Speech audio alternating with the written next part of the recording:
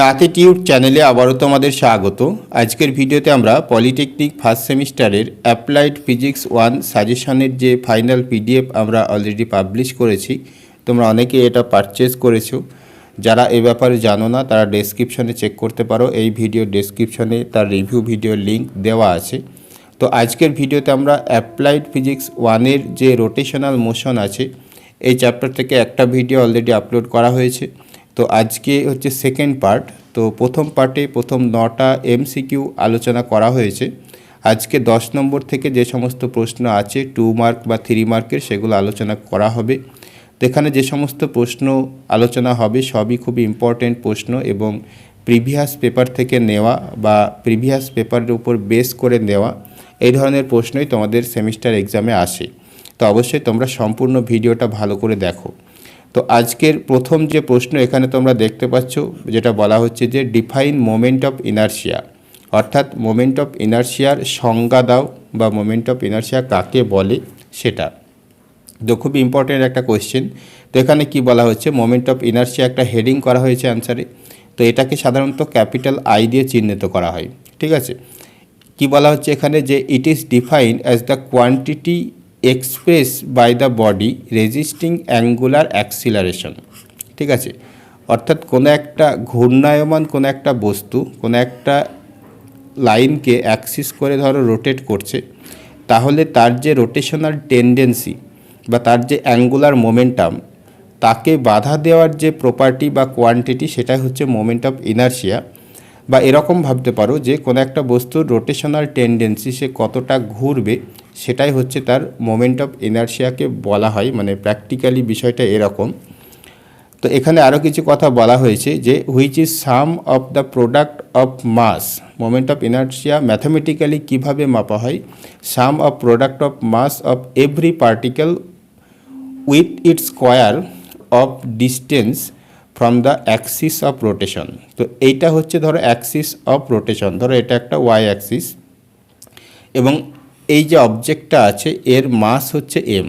তাহলে এটা যদি এরকম করে রোটেট করে এরকম করে, তাহলে এর যে অ্যাক্সিস অফ রোটেশন বা এই যে অ্যাক্সিস অফ রোটেশনের সাপেক্ষে যে রেডিয়াস বা যে ডিস্টেন্স সেটা যদি আর হয়, তাহলে তার মোমেন্ট অফ ইনারশিয়াটাকে কি বলা হবে, এম আর স্কোয়ার। তো এইটা হচ্ছে মোমেন্ট অফ ইনারশিয়ার একটা বেসিক সূত্র। যে কোনো অবজেক্টের ক্ষেত্রে যে কোনো বস্তুর ক্ষেত্রে একটা সাধারণ সূত্র হচ্ছে এম আর স্কোয়ার। অর্থাৎ মোমেন্ট অফ ইনারশিয়া মানে হচ্ছে মাস ইন্টু কোনো একটা ডিস্টেন্সের স্কোয়ার। সেই ডিস্টেন্সটা কি, মোমেন্ট মানে অ্যাক্সিস অফ রোটেশন, যে অক্ষকে কেন্দ্র করে সে রোটেট করবে সে অবজেক্টটা, সেখান থেকে সেই মাসের যে ডিস্টেন্স সেটাই, ঠিক আছে। তো এই হচ্ছে জেনারেল থিওরি। তারপর 11 নম্বর প্রশ্ন দেখো, খুব ইম্পর্টেন্ট একটা প্রশ্ন। কি বলা হচ্ছে, state theorem of perpendicular Axis. এই যে থিওরেম অফ পারপেন্ডিকুলার অ্যাক্সিস বা পারপেন্ডিকুলার অ্যাক্সিস থিওরেম, এই দুরকমভাবেই বিভিন্ন জায়গায় থাকতে পারে। তো এই জিনিসটা কি সেটা ভালো করে বুঝতে হবে। তো এখানে দেখো হেডিং করা হয়েছে perpendicular Axis theorem for any plane body, the moment of inertia about any of its axes which are perpendicular to the plane is equal to the sum of moment of inertia about any two perpendicular axes in the plane of the body which intersect the first axis in the plane. According to this theorem, Iz equal to Ix plus Iy, ঠিক আছে। তো এইটুকু শুধু পড়ে হয়তো তোমরা কিছুই বুঝতে পারবে না। তো তোমাদেরকে পারপেন্ডিকুলার অ্যাক্সিস থিওরেমটাকে বোঝানোর জন্য আমি একটা সার্কুলার ডিস্ক বানিয়েছি, বা বাংলায় বলা হচ্ছে বৃত্তাকার চাকতি। এই ধরনের যা কিছু অবজেক্ট তোমরা দেখো সেগুলো সবই হচ্ছে সার্কুলার ডিস্ক, ঠিক আছে। তো এই সার্কুলার ডিস্কের এইটা যদি এক্স অ্যাক্সিস, তুমি এখানে দেখতেই পাচ্ছ, এটা হচ্ছে এক্স অ্যাক্সিস, এটা হচ্ছে ওয়াই অ্যাক্সিস এবং আরও একটা অ্যাক্সিস আমি এখানে দেখাচ্ছি সেটা হচ্ছে এটা, হ্যাঁ, এটা হচ্ছে জেড অ্যাক্সিস। এখানে এই তিনটে অ্যাক্সিস অর্থাৎ এক্স, ওয়াই এবং জেড, এই তিনটে অ্যাক্সিস মিউচুয়ালি পারপেন্ডিকুলার। তার মানে হচ্ছে এক্স এবং ওয়াইয়ের মধ্যে যে অ্যাঙ্গেল সেটাও 90 ডিগ্রি, এক্স এবং জেডের মধ্যে যে অ্যাঙ্গেল সেটাও 90 ডিগ্রি, ওয়াই অ্যাক্সিস এবং জেড অ্যাক্সিসের মধ্যে যে অ্যাঙ্গেল সেটাও 90 ডিগ্রি, ঠিক আছে।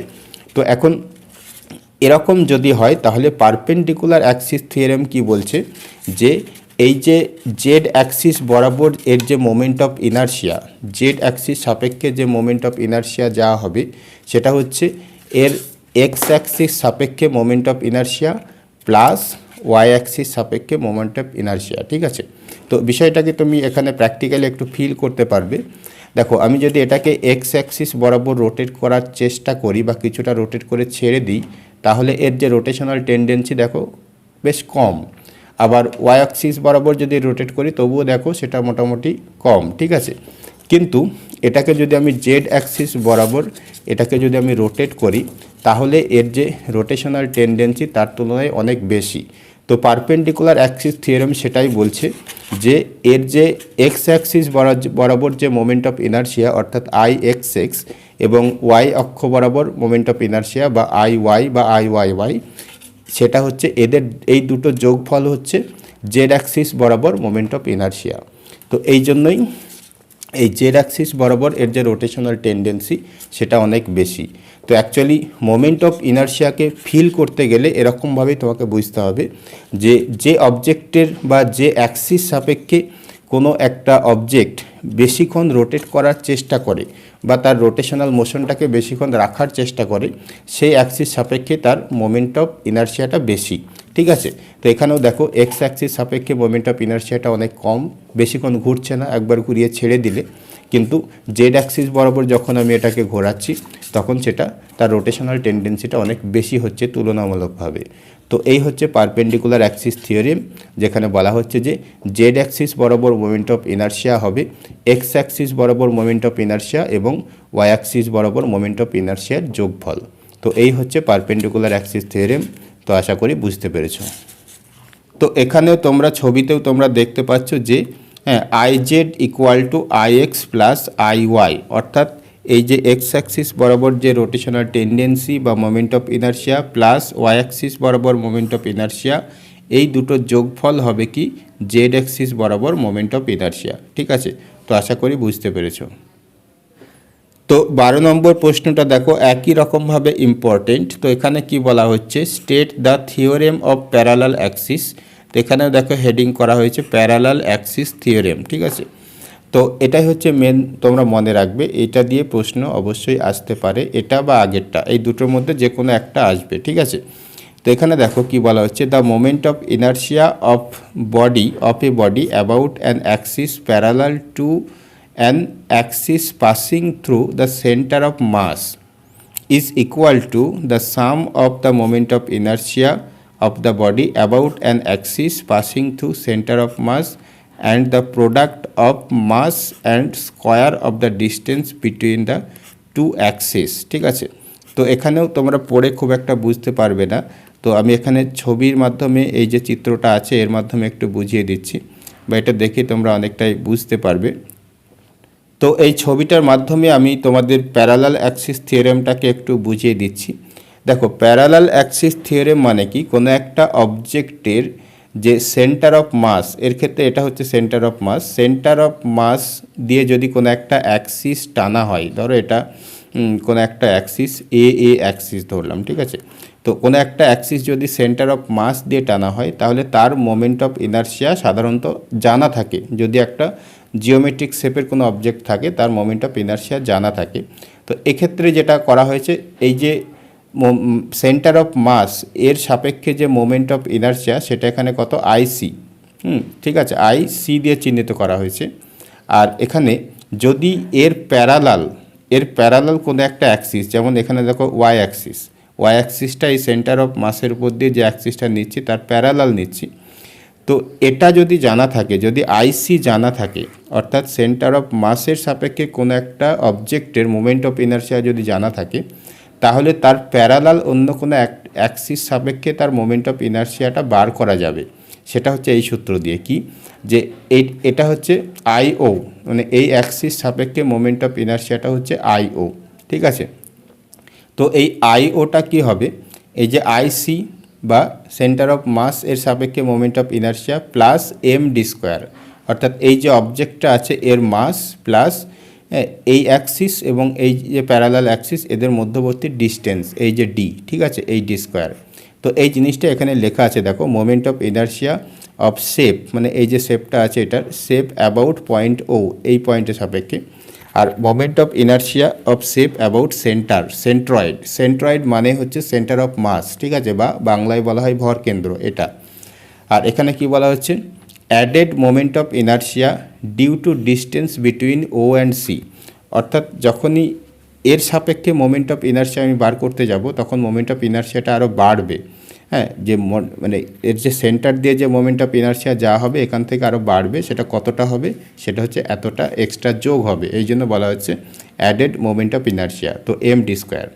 তো এখানে সংক্ষেপে তোমরা এভাবে মনে রাখতে পারো যে কোনো একটা অবজেক্ট যে কোনো একটা অবজেক্ট যার একটা অ্যাক্সিস সাপেক্ষে মোমেন্ট অফ ইনার্শিয়াটা জানা আছে, ধরো এটা আইজি ধরলাম, আর অন্য একটা প্যারালাল অন্য একটা অ্যাক্সিস মানে সাপেক্ষে মোমেন্ট অফ ইনার্শিয়াটা ধরো বার করতে হবে। ধরো এই অ্যাক্সিস, এই আয়ের ভ্যালু যদি বার করতে হয়, ঠিক আছে, তো এই আই ইকুয়াল টু এই যে আইজি তো হবেই, প্লাস এর সঙ্গে একটা জিনিস যোগ হবে। কি যোগ হবে, এই যে অবজেক্টটা আছে এর মাস হবে, এবং এই অ্যাক্সিস এবং এই অ্যাক্সিসের যে ডিস্টেন্স তার স্কোয়ার হবে, ঠিক আছে। এটা যে কোনো অবজেক্টের ক্ষেত্রে অবশ্য প্রযোজ্য। তো এই হচ্ছে প্যারালাল অ্যাক্সিস থিওরেম। তারপর 13 নম্বর প্রশ্নে কি বলা হচ্ছে দেখো, write the expression for the moment of inertia of a ring, ঠিক আছে, এই কথাটা মনে রাখবে, about an axis perpendicular to the plane, ঠিক আছে, পাসিং 1 নম্বর বলছে from one end of diameter, আর 2 নম্বর বলছে থ্রো দ্য সেন্টার। তো প্রশ্নটা আগে ভালো করে বোঝো। তো কোনো একটা রিং আছে, রিং মানে আশা করি বোঝো, হ্যাঁ, যার মাঝে গ্যাপ থাকবে সার্কুলার, হাতের আংটি যেমন। তো এই যে রিংটা আছে এর এর প্ল্যান হচ্ছে এটা, এর প্লেনের সাপেক্ষে পারপেন্ডিকুলার, প্রথমত কি পারপেন্ডিকুলার টু প্লেন, এই প্লেনের সাপেক্ষে 90 ডিগ্রি, এবং যেটা যাচ্ছে কি একটা কি বলছে ওয়ান এন্ড অফ ডায়ামিটার, এর যদি একটা ডায়ামিটার আমি আঁকি, এটা হচ্ছে এর একটা ডায়ামিটার বা ব্যাস, তো এর এই এন্ড দিয়ে একটা অ্যাক্সিস আমি কল্পনা করলাম। আবার আর একটা কী হয়েছে, থ্রো দ্য সেন্টার অফ, মানে থ্রো দ্য সেন্টার, তো এই সেন্টার দিয়ে যদি আরও একটা প্যারালাল অ্যাক্সিস আমি টানি, তাহলে এখানে যেটা জানতে চাইছে যে এই অ্যাক্সিস সাপেক্ষে এই রিংয়ের মোমেন্ট অফ ইনার্শিয়া কত হবে, আর এই অ্যাক্সিস সাপেক্ষে মোমেন্ট অফ ইনার্শিয়া কত হবে।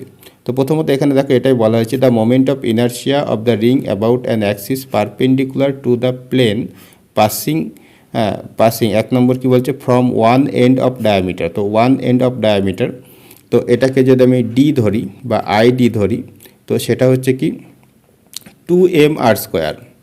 আর এর যে থ্রো দ্য সেন্টার, এর যে সেন্ট্রাল অ্যাক্সিস বরাবর যে মোমেন্ট অফ ইনার্শিয়া হবে সেটা হচ্ছে কি mr², ঠিক আছে। এটা মুখস্থ রাখতে হবে, অন্তত এটা তোমাদের মুখস্থ রাখতে হবে, ঠিক আছে, যে কোনো একটা সার্কুলার রিং যদি হয় তার সেন্ট্রাল অ্যাক্সিস বরাবর মোমেন্ট অফ ইনার্শিয়া হচ্ছে mr²। তো এখানে একটা বিষয় ভালো করে বুঝতে হবে, এখানে এই যে সেন্ট্রাল অ্যাক্সিসটা দুরকমভাবে হতে পারে। এই ছবিতে তোমাদের মনে হতে পারে এর সাথে মিলে আছে, কিন্তু আসলে বিষয়টা এরকম, এরকম করে বিষয়টা ভাবো, তাহলে বুঝতে পারবে। এই যে, ধরো এরকম যদি একটা অ্যাক্সিস টানা হয়, তাহলে এটা দেখো এই যে প্ল্যানটা আছে এই প্ল্যানের সাপেক্ষে এটা 90 ডিগ্রি, এরকম যদি হয় তখন mr² হচ্ছে তার মোমেন্ট অফ ইনার্শিয়া, ঠিক আছে। তো এই সেন্ট্রাল অ্যাক্সিস বরাবর মোমেন্ট অফ ইনার্শিয়া mr², তাহলে এই অ্যাক্সিস বরাবর এটা কিন্তু বার করে নেওয়া যাবে। একটু আগে যেটা শিখলাম পারপেন্ডিকুলার মানে প্যারালাল অ্যাক্সিস থিওরেম, সে অনুযায়ী এই যে আইডি যেটা বলছি, এই আইডি ইকুয়াল টু কী হবে, অবশ্যই সেন্ট্রাল অ্যাক্সিস বরাবর যে মোমেন্ট অফ ইনার্শিয়া সেটা কত mr², তাহলে প্লাস ওই যে সূত্র md² সূত্র অনুযায়ী, md² সাথে যোগ হবে, বলতে এই রিংটার মাস বা ভর, এবং এই যে ডিস্টেন্স, এই ডিস্টেন্সটা কত হবে, অবশ্যই আর হবে, এর রেডিয়াস, এই জন্য আরও একটা mr² হবে, যার ফলে দুটো mr² যোগ হলে 2mr², ঠিক আছে।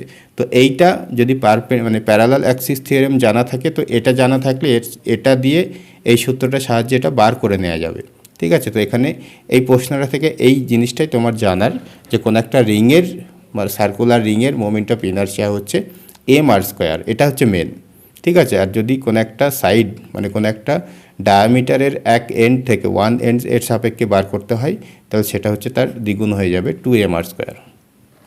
পরের প্রশ্নটাও একই ধরনের, এখানে কি বলা হচ্ছে, write the expression for the moment of inertia of disc, এটা একটা ডিস্কের কথা বলা হচ্ছে, তো ডিস্ক বলতে বোঝো কোনো একটা কয়েন, যেমন ধরো একটা 10 টাকার কয়েন, তো এরকম ধরনের যে অবজেক্ট যেগুলো হয় সেগুলো হচ্ছে ডিস্ক।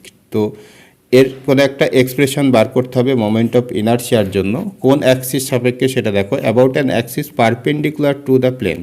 এই প্লেনের সাপেক্ষে পারপেন্ডিকুলার, এর সাপেক্ষে 90 ডিগ্রি থাকবে, ঠিক আছে।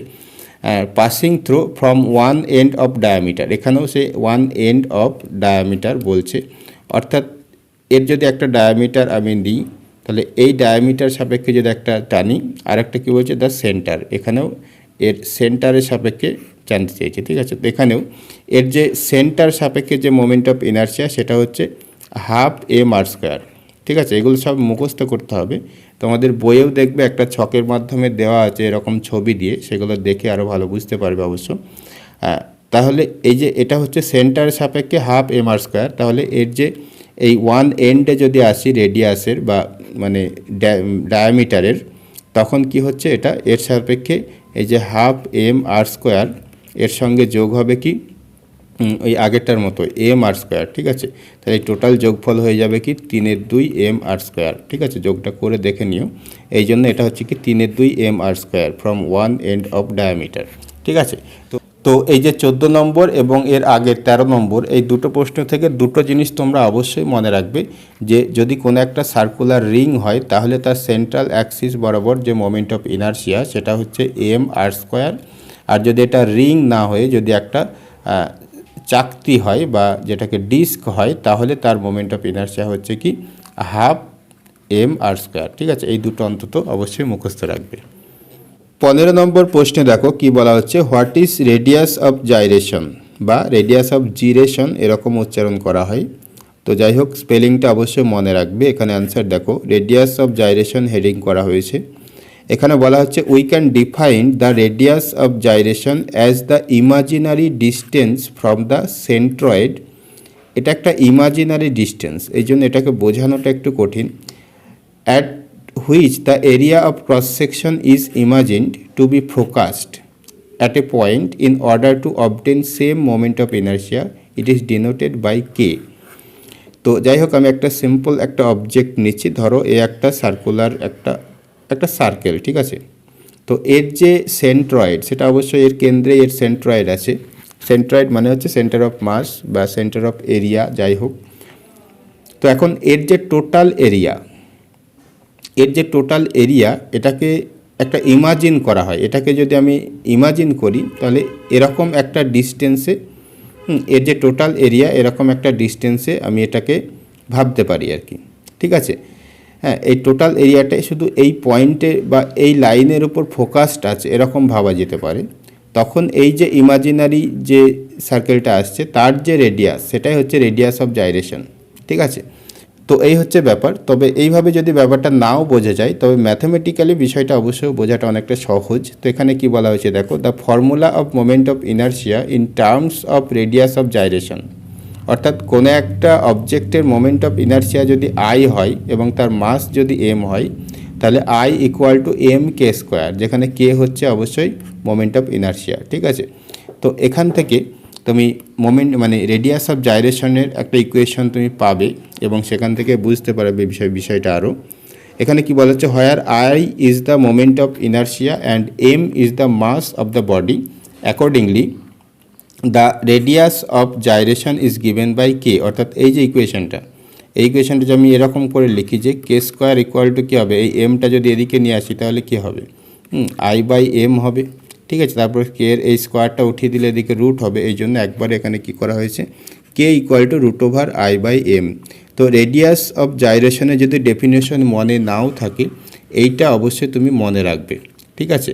বা এটাকে অন্তত লিখে দিতে পারলেও আশা করি কিছু না কিছু নাম্বার দিয়ে দেবে, যে রেডিয়াস অফ জাইরেশন মানে হচ্ছে কি moment of inertia divided by mass, কোনো একটা অবজেক্টের moment of inertia by mass. এই এক্সপ্রেশনটাই হচ্ছে রেডিয়াস অফ জাইরেশন। তো এখানে আরও একটা পয়েন্ট বলা হয়েছে, the SI unit of radius of gyration is metre. তো রেডিয়াস অফ জাইরেশন মানে এটা যেহেতু একটা ডিস্টেন্স, তার মানে এর ইউনিট অবশ্যই মিটার হবে।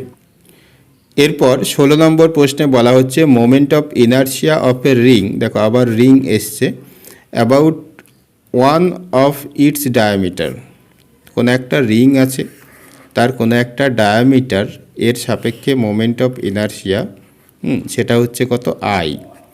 What will be it's moment of inertia about a tangent parallel to diameter. ঠিক আছে, ট্যানজেন্ট মানে কি, বাংলায় বলা হয় স্পর্শক।